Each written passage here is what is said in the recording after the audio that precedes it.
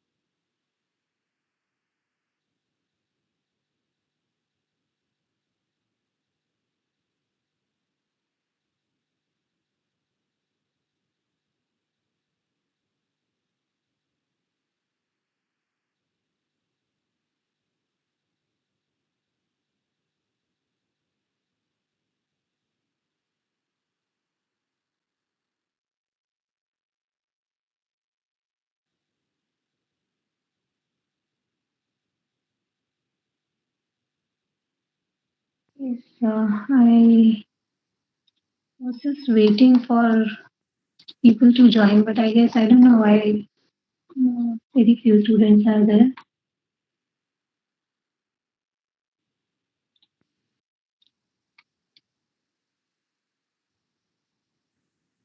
What is the time for your lecture?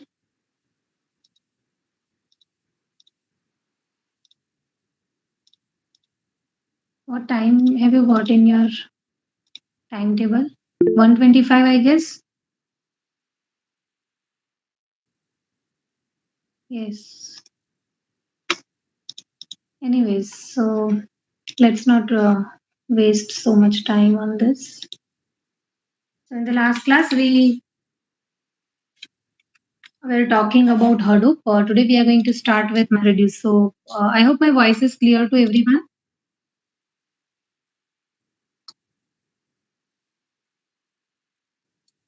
Great. So in the last class, we have seen the two basic components of Hadoop, right? And that is HDFS and right. So HDFS we have discussed in detail, right? Its main core components: name node, secondary name node, and data node. What are their duties, right? And also we have seen when we dump any data on HDFS, right, how read and write operation takes place. So this is what we have discussed till now. Today we are going to start with MapReduce, right? So let me just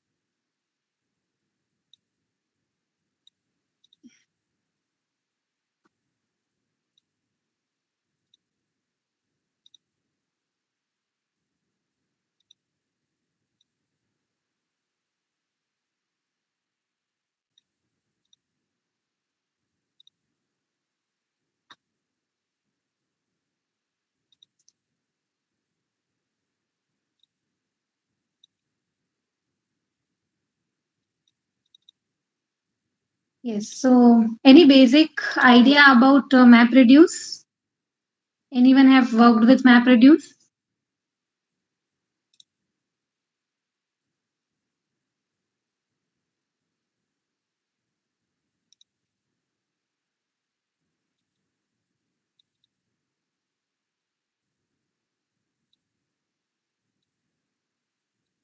Okay. Anyone can tell me what is MapReduce? This we have already seen, right? What is MapReduce?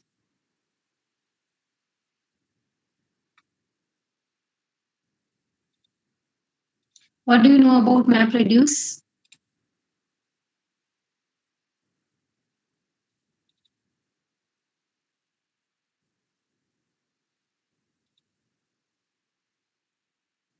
Yes, exactly. So, basically, we have seen that any computer machine would have two core components, right? The first one is processing unit, and the second one is storage part, right? So for Hadoop, storage part is HDFS, and processing part is MapReduce. So it is basically a framework, processing framework, right? So big data will be dumped on HDFS, and we are going to process it using what we say is MapReduce. So this is a processing framework and very important framework to that's how Hadoop from all perspectives, right? So dealing with HDFS is a different story, and writing a MapReduce program is a different story, right? Being an engineer, we should be knowing how to program um, MapReduce programs as well. So this is a programming framework basically. Proceed further. So let us start understanding MapReduce again with one more story. Imagine there is a book and there is a professor who wants to know that how many times word Julius occurs in this particular book, right? So a professor selects four students and he gives books to all four students, one copy each. So basically, total four students are there and four books are given, right? So then the professor says that just go through the entire book and see how many times Julius word occurs.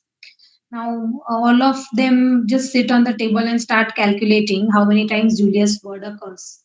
So after 4 hours, student one said that, okay, 45 times it is occurring. Says 46 times it is there. Student 3 says 45 times it is there, and student 4 says 45 times it is there, right? And each of them took 4 hours, right, to go through the entire book, right? So now they talk to the professor. Now professor thinks that okay, majority of the students are answering 45, so the answer must be 45, and then he gets the answer that Julius word 45 times in the book. So how many times, what time it took to identify um, that how many times Julius word is occurring? What time did it take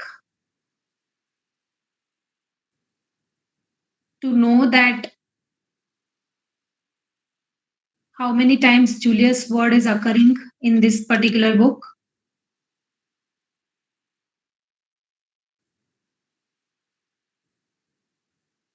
4 hours, right? Exactly. Because each student took 4 hours, right? And all of them are working independently. They have their own copy of book.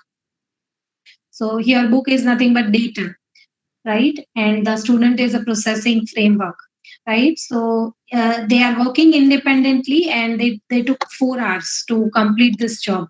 So can we improve the processing here? Yes. So now the professor comes up with another idea. What he does is again, the four books are there, they are given to them, right? But professor says that student 1 just go through chapter 1. Student 2 should only go for chapter 2. Student 3 should go for chapter 3 and student 4 should go for chapter 4 because there are 4 chapters in this book, right?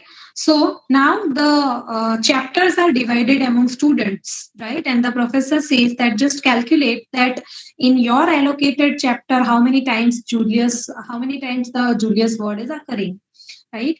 So it took 1 hour for student 1 to go through chapter 1, and he said that there are 12 times Julius word is occurring, right? Student 2 again, he also took 1 hour and he said that 14 times it occurs in chapter 2.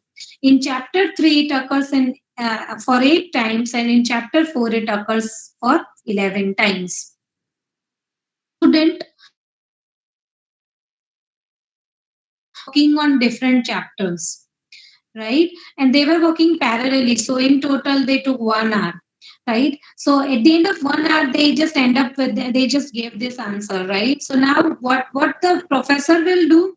The professor wants to know how many times Julius word is occurring in the whole book. So what he will do, he'll just sum up everything. He'll just aggregate the results, right? So he'll just do 12 plus 8 plus 14 plus 11. And that is, let's say, 45, assuming professor takes 2 minutes for this summation, right? Of course, it doesn't take 2 minutes even, but we are just taking this as an example, right? So the professor concluded that, okay, 45 times the Julius word is occurring in the book, right? Now, in this case, what amount of time it took to know the answer?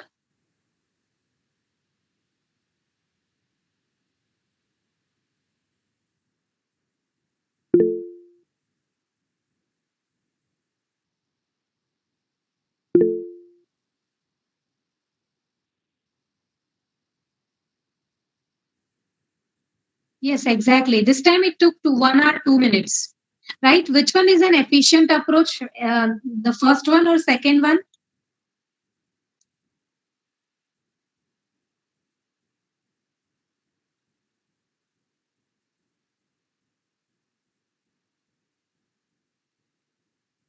Of course, the second one, right? Because there is a great reduction of time. In the previous case, it was taking 4 hours, right? Now it is just taking 1 hour, 2 minutes. So the time has been reduced, right? It takes one fourth time in this approach, right? So this is actually what is done in MapReduce, right? The story you should remember always, and this would help you understanding MapReduce very easily, right? So basically, what is MapReduce? MapReduce is a programming framework that allows us to perform distributed and parallel processing.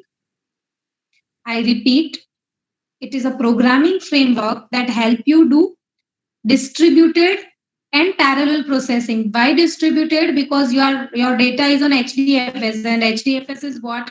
It is on various data nodes where your data is actually stored, right? And these commodity hardwares would have their own storage and processing. So they have their own data, they have their own processing power, and they are working parallelly on the local data. So that's why it is called distributed and parallel processing on large data sets, of course, in a distributed environment, right? So this is what we mean by map reduce. So basically, what you have to do is whatever big data analytics you want to do, whatever job you have at your hand, for that, first of all, you would have big data. So your first job is to dump your big data on HDFS. So I hope all of you know HDFS commands now. HDFS is covered in lab sessions or not?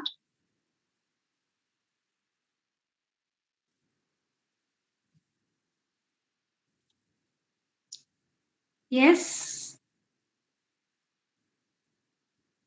Okay, so seems it is covered, right? So you know how to dump data on HDFS, right? I assume this thing. So there are various commands, right, using which you can just dump your data on HDFS. You don't have to worry. See, this is so easy to use, right? Internally, of course, there are a lot of complicated things going on, but from use point of view, it is very easy, right? There are some commands, so you don't have to worry. You just take 1 terabyte of file, you it on HDFS. Now it is the responsibility of the framework to divide the data into number of blocks and then copy blocks on data nodes, right? And to maintain the information that which blocks are stored on what particular data node, right? Or which block belongs to which particular file. All these are responsibility of name node. So it is all done, right? HDFS is there to do everything for you. So what you have to do is just enter the command and just copy the file on your HDFS. Does it divides your file into blocks, and then name node keeps this metadata that these blocks are stored on which data node, and how it is copying all of these things. So we have seen this in write mechanism, which we saw in the last class, right? So there is a pipeline setup that takes place to copy everything actually. All of you are able to relate everything. So what you are learning in lab sessions and what you are learning in theory sessions, you just try to combine everything, right? So you must be getting a question that whenever what is the command to copy something on HDFS? Can someone tell me? Anyone remembers the command?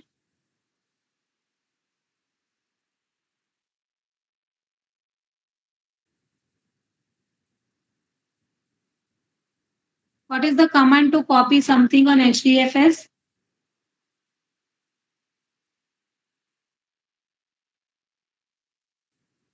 Way is what Jayesh has mentioned here, right? HDFS, DFS hyphen copy from local. So this means you are copying something from local file system, right? And then source and then destination path. So source path will be your probably local directory. Destination path is your HDFS directory, right? So this is one way. Of course, there are other ways, but this is one way by which you can just copy everything on your HDFS. When you execute this command, you must be knowing internally what it is doing. So how it will be copying these things on HDFS. So we know that on HDFS everything gets stored in the form of blocks. What is the default size of HDFS block in Hadoop 2?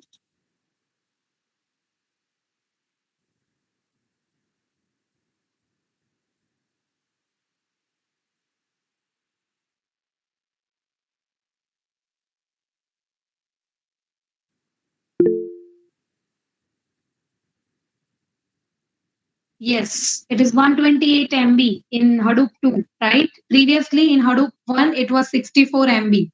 So basically, no matter what big file you take, it if it even if it is 1 terabyte file or 1 petabyte file, it actually gets divided into the size of each block is 128 MB, except the last one, right? So at max it is 128 MB. Now these blocks are stored on data nodes, various data nodes, right? How they are copying these blocks? So it is done according to the mechanism that we have discussed in the last class, right? The pipeline setup is there, right? So anyone remembers the pipeline setup? It is done in how many phases? How many phases are there in write mechanism?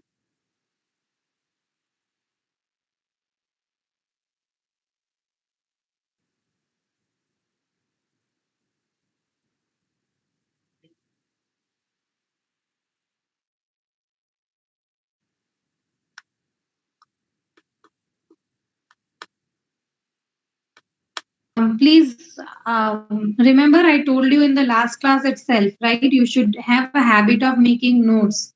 Whatever is going on, it should not happen like because this is online platform, we are not able to see your faces. So we are not able to get the feedback, right? Whether you are getting things or not. And these are very important subjects. So what is served to you right now is a combination of lot of. So if you miss this thing, then it is like you won't get this thing anywhere, right? Because it is not right. This material might be taken from some other references. As I said, this is a technology you are learning. So and no book is a perfect one because the book would have been written in past and now the content is updated according to the latest technology. right? So if you feel like I would read this from internet somewhere on some day, please don't rely on such things. Better have a habit of making notes. So we talked in the I just asked you a question of last lecture only. So right mechanism is done in three phases. Rahul answered correctly, right? So which are these three phases? So the first phase is a yes, and the second one is a writing mechanism, and the third one is an acknowledgement. Right? What is done in these three phases? I'm not going to discuss again, right? I assume you should be knowing it, right?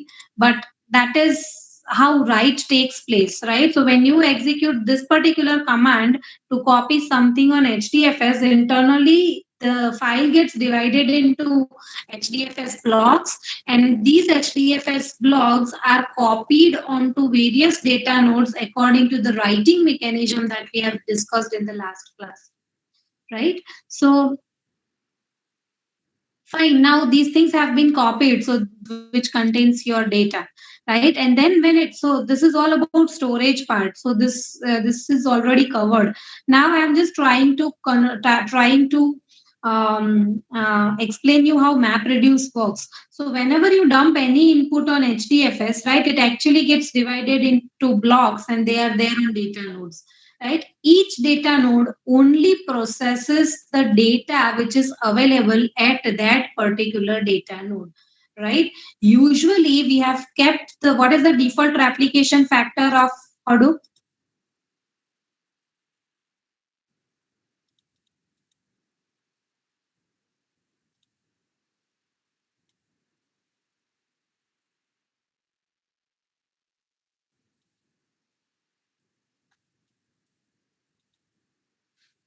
Yes, it is 3, right? Exactly. So by default, at 3 places, the same data is available. So if some data node fails for some reason, probably the same map job can be different data nodes. So we'll talk about all of these things later on. But just understand that every data node processes only the data that is available at that particular data node, right? So the data is distributed here, and so we have multiple map tasks. What is done in the map tasks? Discuss, right? But with this story, you can just connect that these 4 students, you can consider them as different data nodes, 4 data nodes, right? They have their own book, and they're just working on that particular data. They are not sharing books, or they are not passing the results to each other. They are not doing anything like this. So they are just working so independently, right? So some map task is done by all these 4 students, right? Sorry. And then the results are aggregated by the professor here, right? In this case, there are map tasks and there are reduced tasks. So you may have single reduced task, or you may have multiple reduced tasks if the job is big enough, right? You can have multiple reduced jobs as well, right? So then the reduce, what it is doing, it is just aggregating the results, and then the output is written on the HDFS back.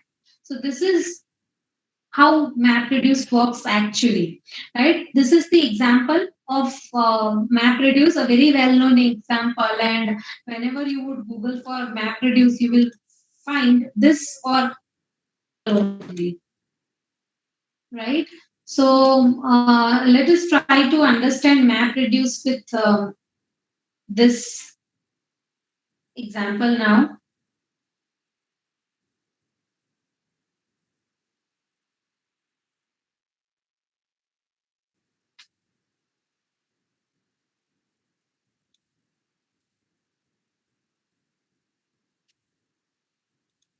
Let's assume that there is some text file which contains some data in it, right? Some sentences are written. That's your data that you want to process. In this case, let's assume that there are some sentences written. Dear river, the first sentence, car river, second sentence, third sentence is dear car beer. So these are some random words that we have text file.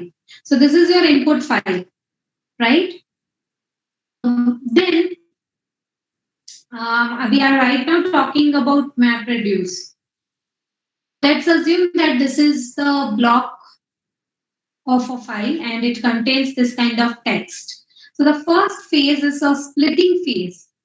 Is from a file, each sentence is, see, basically we are talking about word count example right now. So we just want to find out that how many times a particular word occurs in this particular block. This is what we want to figure out, right? So it can be any other logic. Right now, we are just trying to understand it using word count, for example, right? So the splitting takes place first of all. So splitting means the input block in some sentences, right? So we are just going to divide it and we are going to convert it in the form of key value pair. So K1 here is a key and V1 here is a value, right? So key value pair. Now in this case, you would ask me, what is key value here, right? So key can be a byte offset. Now what is a byte offset is coming, right? So byte offset is, let me explain you it right now itself. What is a byte offset? Byte offset is the number of characters that exist counting from the beginning of a line, really represented in hexadecimal, right? So usually MapReduce uses byte offset, and so I'm telling you this, but otherwise you don't have to worry about calculating these things. If it is done internally, automatically these things are done, right? So you don't have to worry about it. So what is the byte offset of this particular line? Byte offset. Just calculate the number of characters in this particular sentence. How many characters are there?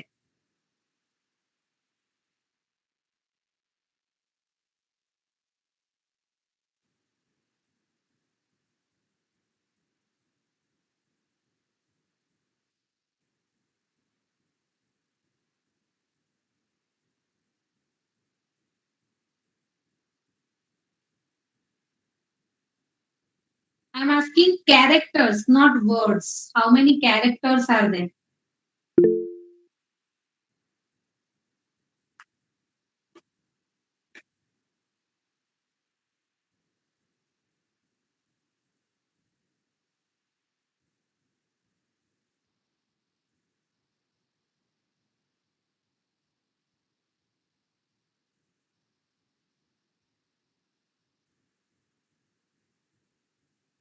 So what contains four characters?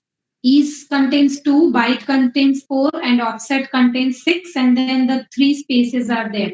In the total, if you just do summation of it, it is 19. So you can just say that the byte offset of this is 19, right? So your key is going to be a byte offset and your value is going to be the entire line, right? So this is what we mean by byte offset. So you don't have to worry about understanding by byte offset. Even it is there in this example as well, right? I don't know whether you are able to see this or not. It's little blurred image, but this is key and this is value. So dear river. So the first line has a byte offset of 0. Then the second line starts at byte offset 121. So that is why the key is 121 and the value is this. Then the third line starts at 226 or 4. I am not able to even. But it is, let's say, 226. The third sentence gets started. What do you mean by byte offset? So splitting, in the splitting phase, what occurs is the key and value pair gets generated. So what is the key for the first sentence? 0, right? So it is going to be 0, comma, first sentence, right? And then the second one, let's say, starts at 125. So 125, comma, second sentence. Then let's say it is 220. You may just note down these examples in the notebook. After some time, you may forget what is byte offset. So these examples would help you recall things. 5, comma, third sentence. So this is how in the splitting phase, the are generated. Is it clear to everyone what is key here?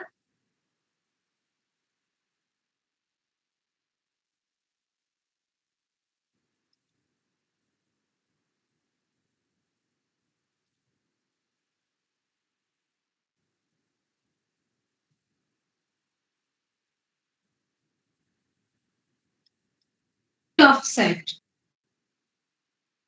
right? And what is value here? Value is a entire line, entire sentence. Is that clear to everyone? This is very important to understand, right? Otherwise, you will not get MapReduce programs.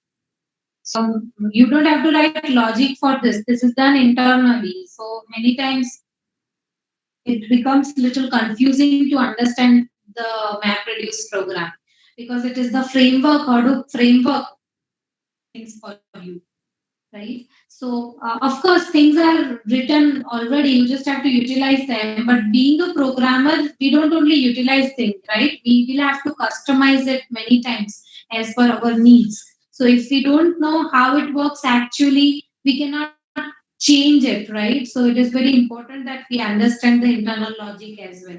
So given HDFS block, it gets divided into key, comma, value is going to be the byte offset and your value is going to be the entire sentence. So splitting phase is clear to everyone. Any doubt? Any queries? Splitting phase?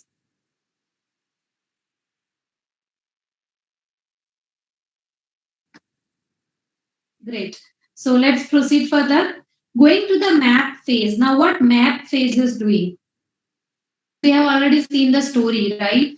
So in this particular case, because it is a word count example, in map phase, what it will do is whatever data is available at my particular node, data node, process it. How? So in this case, what is my data?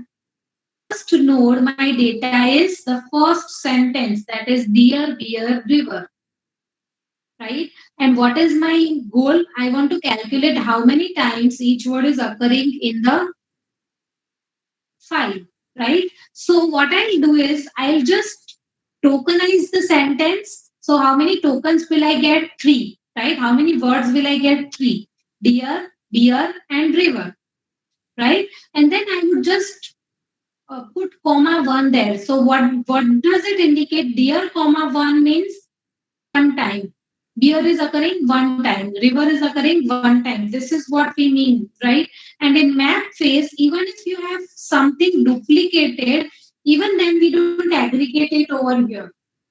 We're just going to hard code every word by one because that word has been in the list because it is there and at least it is occurring for one time. Then only it is there in the token. So by default, we'll put 1. So if you see the second example, car, river, we have not done car, comma 2, right? It is not doing this. The goal of map is here is only to convert the sentence into another key value pair, which is of a different form. So again, car, river, 3 tokens we have got, and for each 3 tokens, we are just hard coding it with 1. So car, comma 1, car, comma 1, and river, comma 1. Similarly, for the third sentence, deer, comma 1, car, comma 1, and beer, comma 1. So this is what is done in the map phase. What is the input to map phase? Can someone tell me what is the input to map phase?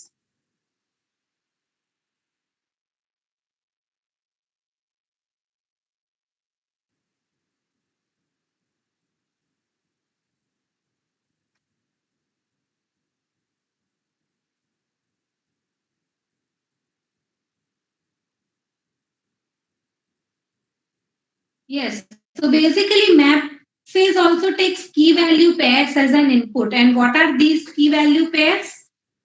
byte offset and the line in this case, right? And what output map trace generates? Can someone tell me? It is there in front of your screen. What output does it generate?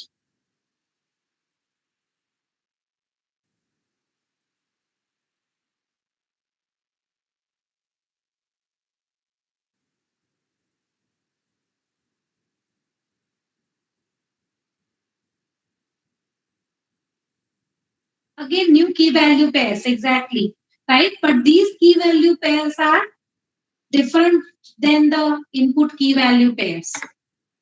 Please understand this thing. So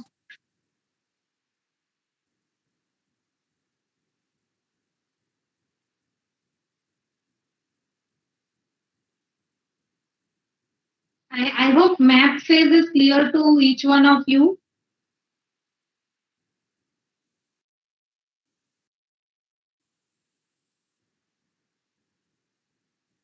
Is there any doubt in map phase?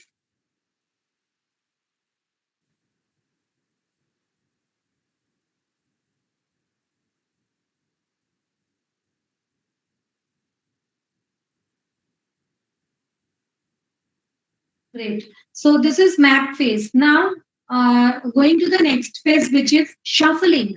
So what happens is in shuffling phase, it actually now doing a kind of shuffling here, right? So what kind of shuffling? So it will just take the first token and see is it occurring somewhere um, any other node as well. So if I take the first one, dear is occurring in node 1 and it is also occurring in node 3. So what it will do, dear, and then it will combine the results 1 comma 1, which has been generated by node 1 and node 3. Is occurring 2 times in node 2 and 1 time in node 3. So 1, 1, 1. Similarly for beer, 1, 1 and river, 1, 1. Right? So again, in the shuffling phase, the results are shuffled and the similar keys, I repeat, these results are going to be merged. We are not applying any aggregation operators and all. We are not summing it up, right? But we are just shuffling things, right? So in the shuffle phase, this is how the duplicates are resolved and we get some unique tokens. And then in the reduce phase, what do? We apply the actual summing operation, aggregate operation. So beer comma 2, car comma 3, deer comma 2, and river comma 2. This is the output which gets produced by.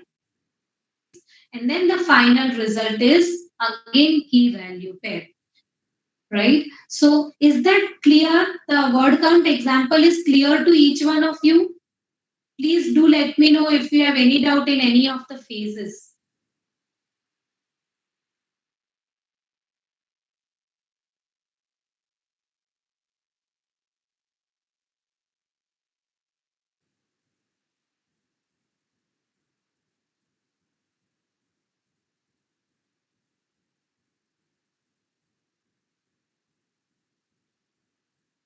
So everyone is clear with map reduce word count example? Can I proceed further?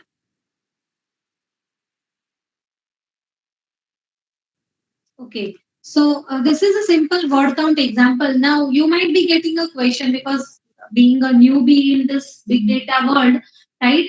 We might be getting a question. Is it only word count that can we do? No, we can do many more things, right? This is just a simple thing, simple example, right? But we can do much other work as well, right? So writing map reduce program on your own would take little more time, right? But if you are able to understand the framework, then also it is good at your level, right? So if we try to understand the map reduce word count code, right? The code or the program would contains these major three parts, is divided into these three parts overall. So there will be a mapper code, there will be a reducer code, and there will be a driver code. So what do we write in mapper code? So we basically write the mapper logic over here. Task will process the data to produce the key value pair to be aggregated. So in this case, you can see that this is the result that we wanted. So this logic we'll have to write in the mapper code. At reducer code, what do? We write reducer logic here, which combines the intermediate key value pair generated by mapper to give the final aggregated output, right? So the aggregation operation or aggregation related things we put into reducer code, and there is also going to be the third one, and that is nothing but the driver code, right? So the driver code actually contains all the job configurations like job name and what is the input path, from where it should fetch the input, where it should write the output. All these things are written in the driver code. So it actually drives your program, right? So MapReduce program gets divided into these three major parts, right? Mapper, reducer, and driver code, right? So this is how it will look like. There are some packages and classes. Of course, this looks horrible, but you don't have to worry about this thing, because if you use some frameworks, these things are automatically coming as default, right? But just for your reference, right, you must be knowing what it is. So this is a Java code actually, right? And these are the packages which you will find in Hadoop common.jar. So when you install Hadoop, if you have already installed it, you must have seen Hadoop common.jar file. So it contains all these packages. So it gets imported here, right? Similarly, there are some other packages which are related to MapReduce. So it resides in Hadoop MapReduce client core.jar. So these are some, again, packages that has to be imported, right? So this gets imported automatically if you are using a good editor which already supports MapReduce programming framework. Right? Otherwise, you may have to write it down. So now let us try to understand the mapper class. So this is the definition of a mapper class: public static class map exchange. So the class name is map, your class name is map, and it extends the mapper class which is there in the framework, right? And these are the four arguments that it has. The first two are for input key value, and the second next two are for output key value pair. So, can someone recall now what is the input to map reduce map phase? What was the input to map phase? What kind of key value pair we gave as an input to the map phase? What was the input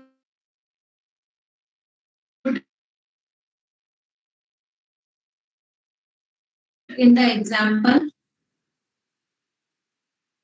Exactly, byte offset and sentence or a line, right? So that is the reason, because byte offset is usually in hexadecimal. Long writable is the data type that we are using here, and text, our line is nothing but text, right? So our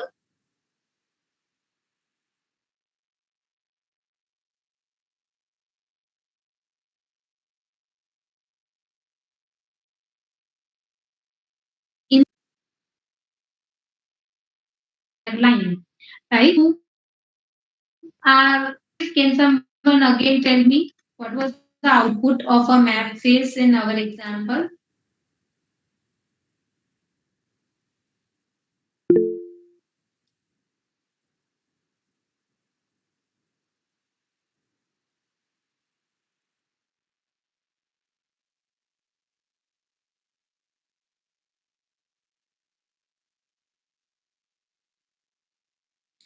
Beer, comma, burn, car, comma, burn, something like this, right? So that is the reason the output key was, because beer, car, beer, all these things are text, and int writable. One is int writable.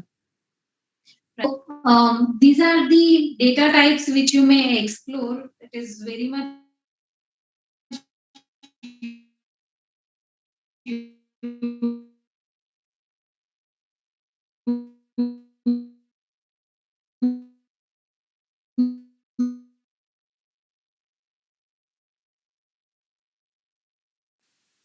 framework. See, framework. We must be try understanding the basic code properly first of all. So if you tend to forget things, better you write in your notebook, note down in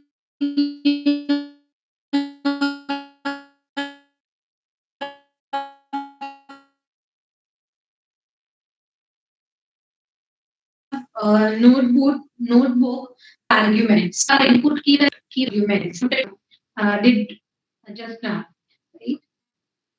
So I hope the definition of mapper class is clear. Now talking about the definition of a reducer class, to be public, static, class,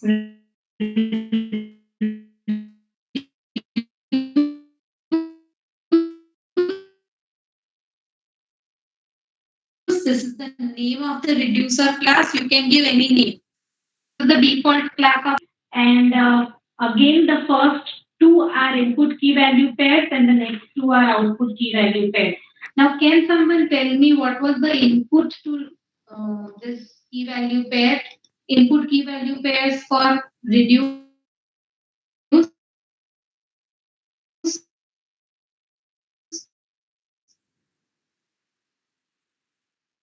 case.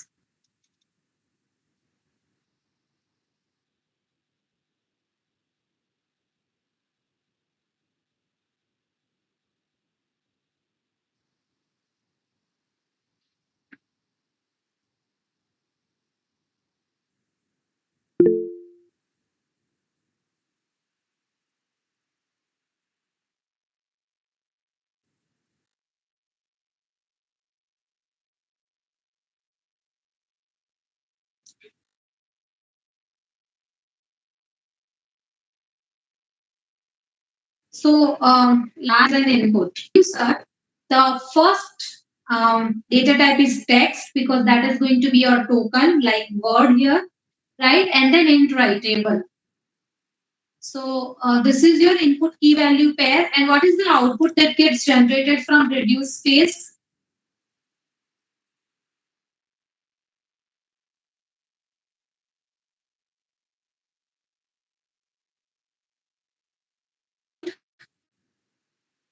Word comma total occurrence. So car comma 3, deer comma 2, something like this. So these are going to be the output, and that is the reason the again input data type, output key data type is text and output value data type is int writable, right? So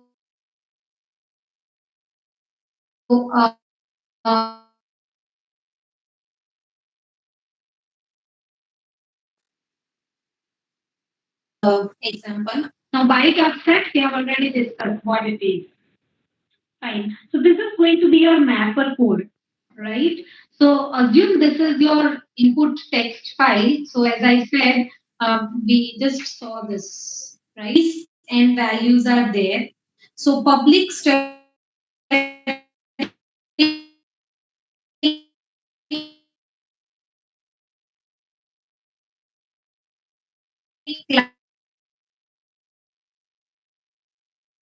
class map that you cannot change this mapper because mapper is the default name, right? That we are extending that particular default class to be there. But here class name you can change. And then there is one method that we have to write, which is public map.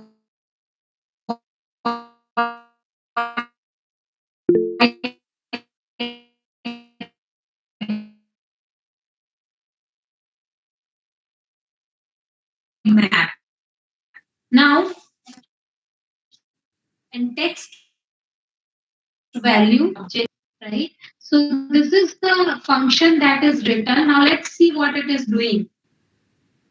is equal to, now all of you know Java very well, right? So you must be able to understand this code. So when I do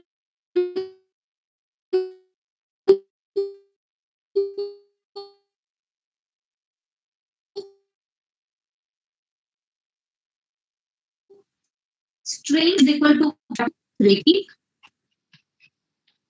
Audible properly?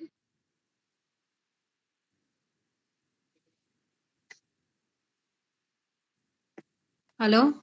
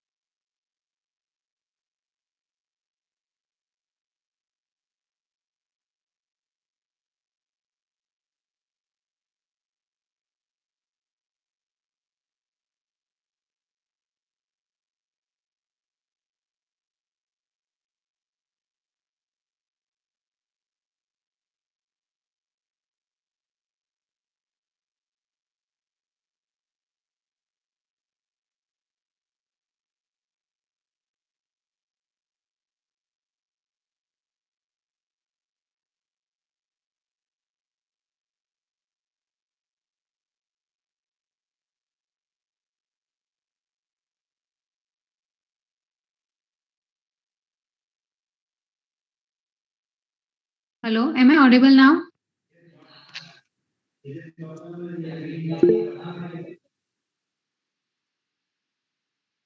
There is a power cut at college right now, so I've lost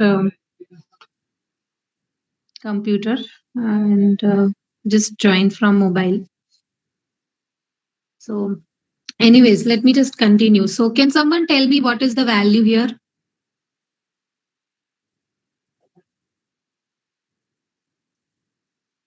Key and value in the map phase. So, what was our key? Our key was byte offset, and what was our value here?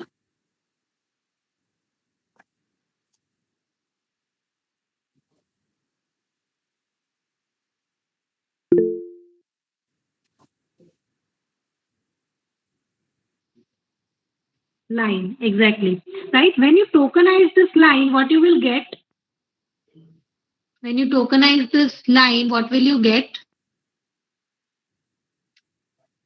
Words, exactly. Right? So, that is what is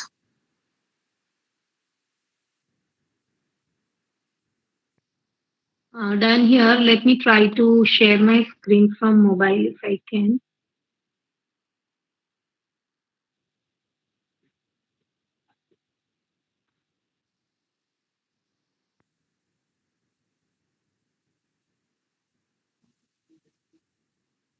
Are we running out of time? I guess yes. 2:20